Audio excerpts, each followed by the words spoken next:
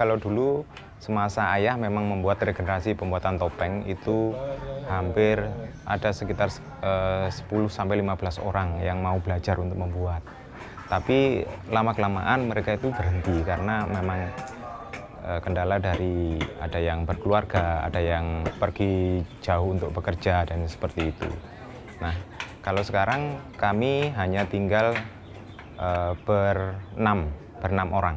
Jadi itu semuanya dari keluarga kita sendiri.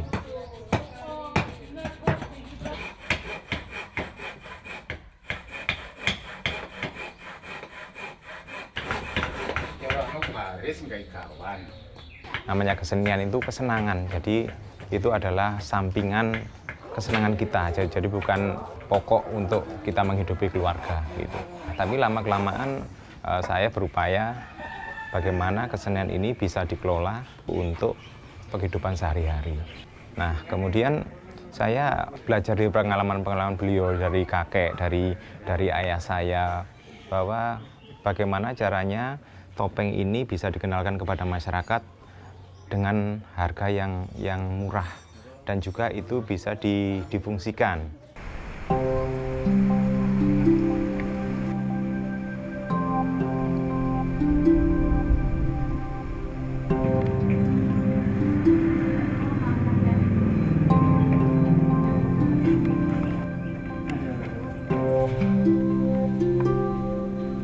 Dengan kebiasaan saya bisa buat kostum. Ya buat ini aja lah, lebih sederhana. Yang penting ada buat pagelaran gitu aja. Nah, bila nanti anak-anak semangat ya beli yang lebih bagus gitu aja. Ini untuk sementara saya cari seminimal mungkin biar teman-teman nggak keberatan gitu. Kalau nggak dibantu seperti itu ya nggak jalan semua. Oh, kostumnya topeng harus gini yang seperti ini ya. Yes, malah punah sudah.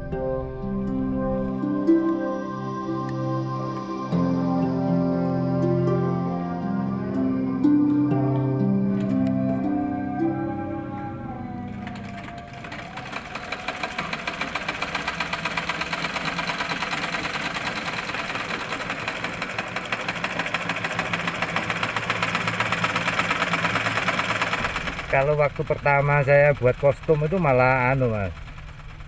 Waktu itu saya ikut pelajaran ludruk, tari remo itu. Panitia itu menyediakan kostumnya, kebetulan gelangnya atau posdekernya ini nggak ada. Akhirnya buat sendiri.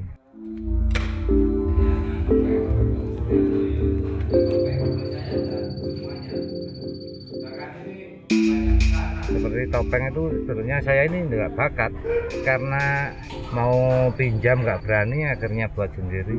Ada yang ngasih tahu, oh ini harus gini. Makanya kalau ketemu teman-teman seniman saya nggak pernah sombong, saya bilang apa adanya aja. Kalau beliaunya ini memang tulus menganggap saya ini saudara, jadi masih mau menyarankan ini harus gini gitu. Saya ini belajar gitu ya, bilang sama sepuh-sepuh seperti Pak Parjo dari Jabung itu, seperti Antoyo. Jadi akhirnya teman-teman mau ngasih tahu ini harus gini Cak, kata gitu.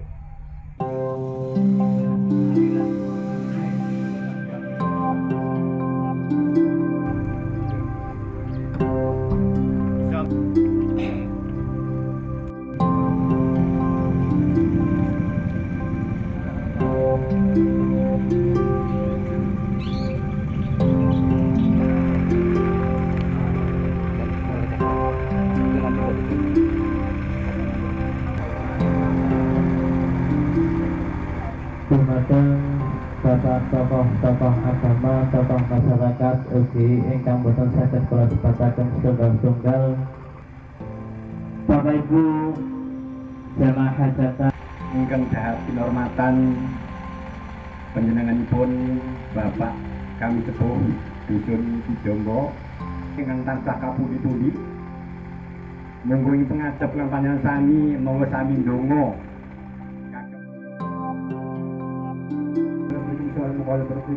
Ya Allah, ya Rabbi nasri ya Allah, ya Rabbi nasri ya Allah, ya Rabbi nasri ya Allah.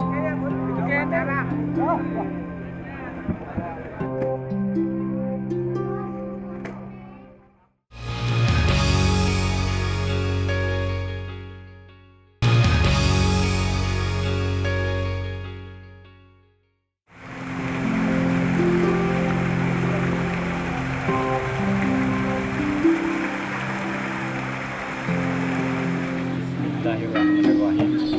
Alhamdulillahirabbil alamin. Wa bihi salatu wassalamu ala rasulillah. Ya Rabbal alamin. Asyhadu an la ilaha illallah.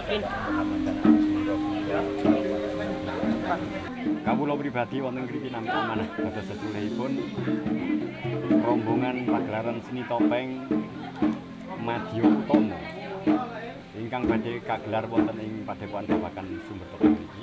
Sadèrèngipun penari badhe dipun hamburwakani ngawontenaken adicara siraman wonten ing griya panggenan mugia para warga kita sami dalah ingkang dipun pandhegani dening pelatih seni topeng Madya Utama.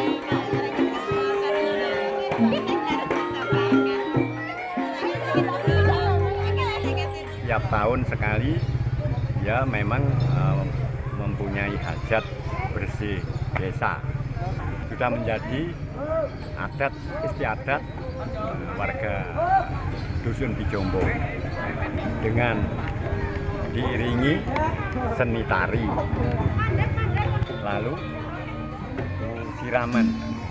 Nanti kalau sesudah itu ini kelanjutannya, jadi hanya sekilas tari saja.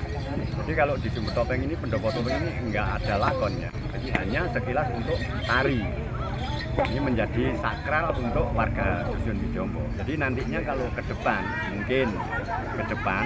mungkin nanti kelanjutannya bagaimana juga ya tetap harus mengadakan adat istiadat ya seni topeng Madya Utama di pendopo Sumber Topeng.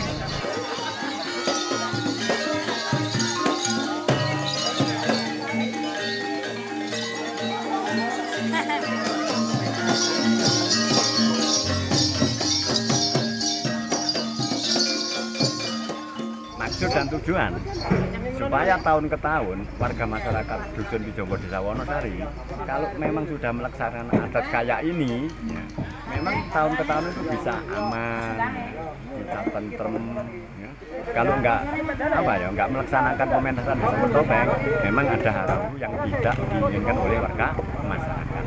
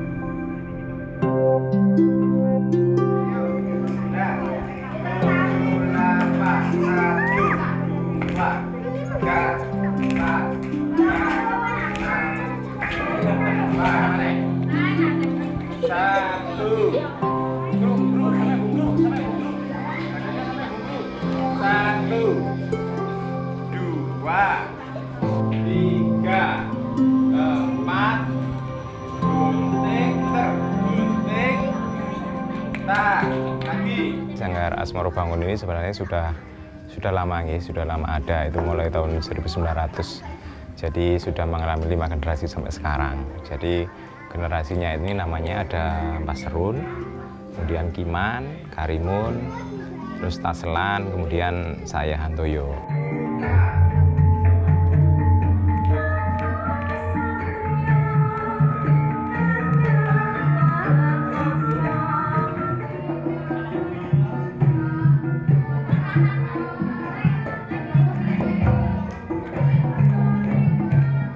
Mbah Karimun selalu berpesan kepada saya, Mbah Le, kamu itu walaupun kamu itu bekerja dimanapun, kamu jangan sampai lupa topengnya. Seperti itu. Nah, itu yang selalu saya pegang. Tapi saya hanya bisa membuat topeng saja. Jadi untuk kebutuhan tari, melatih anak-anak itu tidak ada kegiatan, jadi vakum. Nah, makanya itu saya berkoordinasi dengan istri saya, Bu, bagaimana kalau saya ini terjun di topeng ini sepenuhnya.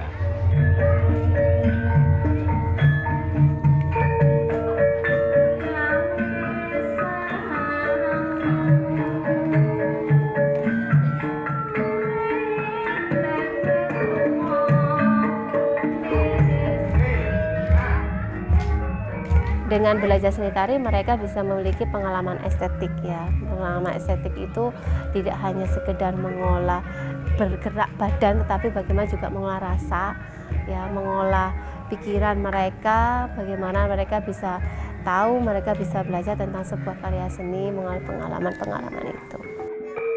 Itu adalah tujuan yang utama, karena dengan belajar seni mereka bisa memahami sebuah rasa. Misalnya dengan belajar menari, mereka tahu arti sebuah keuletan, mereka tahu tentang sebuah kesabaran, kira-kira seperti itu.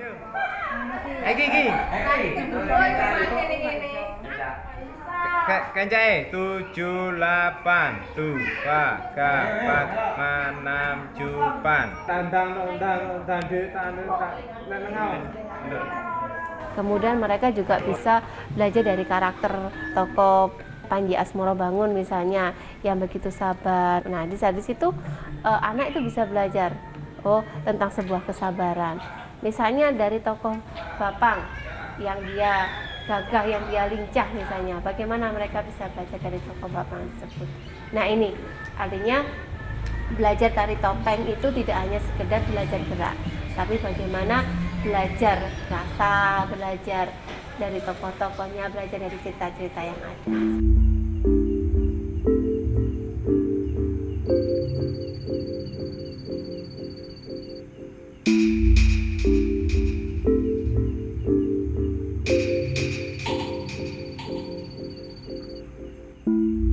Kita selalu melakukan namanya, kalau di desa itu namanya nyadran.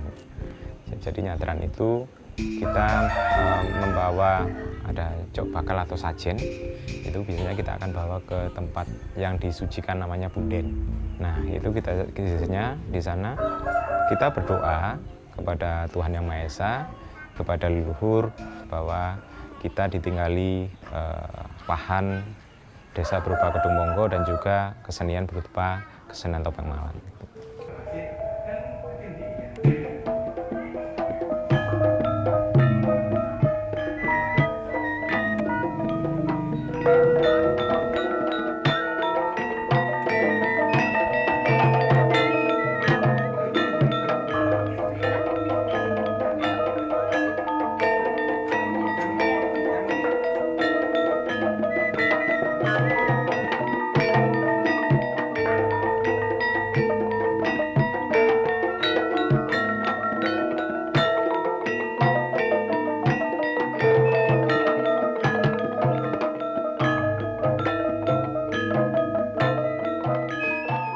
Sebagai persembahan kami kepada leluhur dan juga kepada masyarakat, kita ada pertunjukan namanya kebiak wayang topeng ini.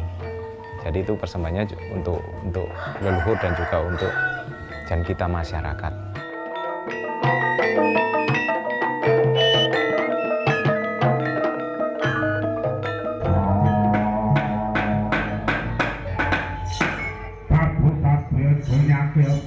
Banyaku dek donyaku dek dikadangi bengkakak jeneng sira ngaturake pabekti marang wong katompo gawe logel intiwasi ora lihat nunggu jok mangan dhewe bengkakak tampar lagi ana parang Gunung Saripasu sarene ngaku kepethuk marang kamu karo didhawuh karo aku mau bebas jelas.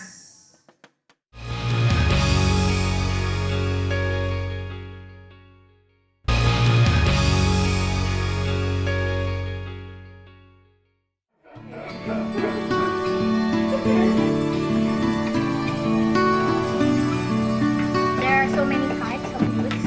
For example, there is a jackfruit wood, and then sangon wood, and then lokari wood. There are so many, but I don't know if you know, because like for example, jackfruit, it's I think it's only exists in Asian countries, for example in Indonesia and also in Thailand.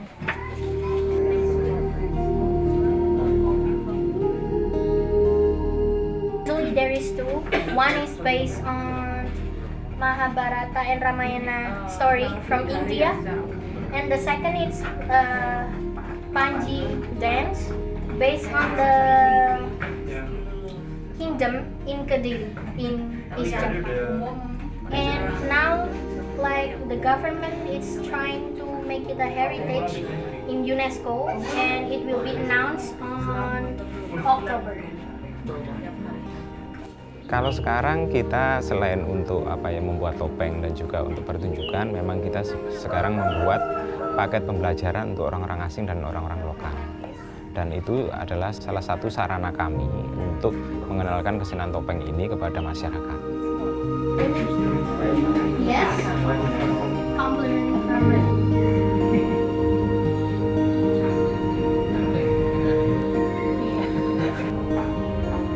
Kalau sekarang kita itu mempunyai 76 karakter topeng dan itu dibagi menjadi 4 kelompok besar ya.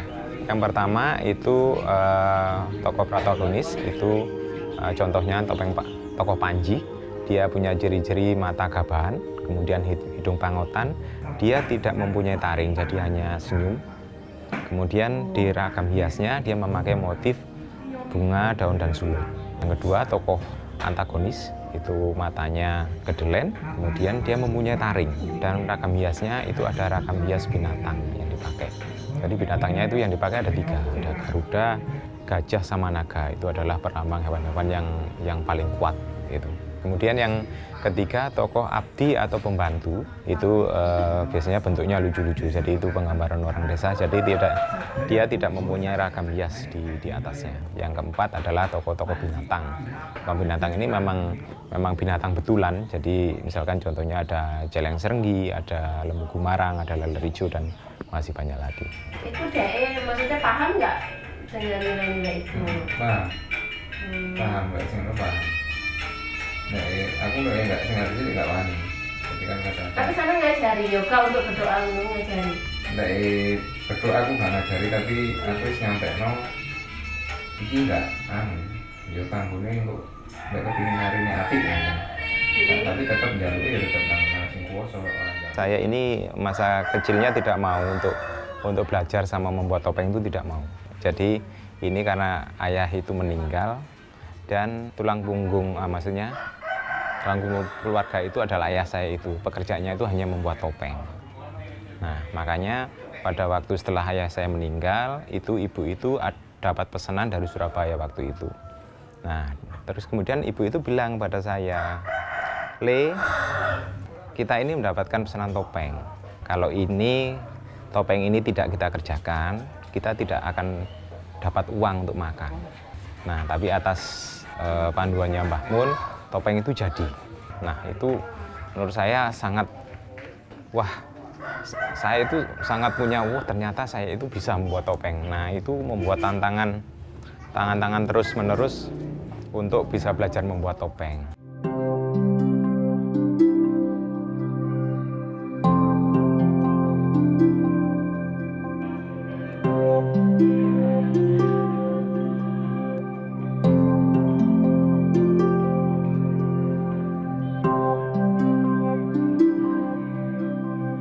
Kakek dan ayah itu hanya membuat topeng itu hanya untuk kebutuhan properti tari. Jadi saya mengembangkan, jadi berkembang dari hasil penjualan topeng itu yang saya sisihkan sedikit untuk memenuhi semua kegiatan keberlangsungan kesenian topeng yang ada di Kedung Monggo.